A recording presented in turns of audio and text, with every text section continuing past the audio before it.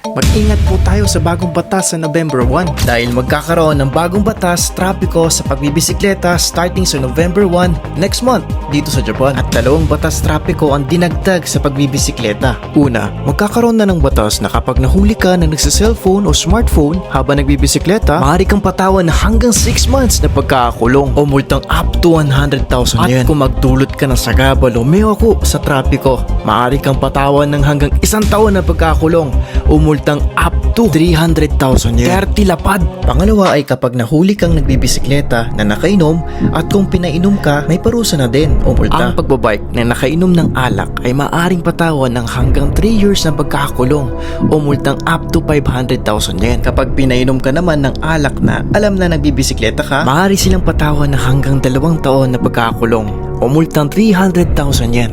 Ganon din ang parusa sa mga sumakay o umangkas sa nagbibisikleta na yun. Ang nagpahiram o nagbigay naman ng bisikleta kahit na alam nila na nakainom ang tao, maaaring patawan ng hanggang 3 years na pagkakakulong at multang up to 500,000 yen. 50 lapad.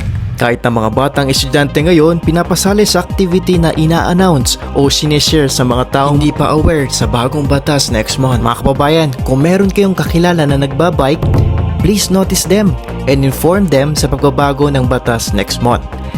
Malaki talaga ang multa at hassle. Sa bagong batas sa November 1.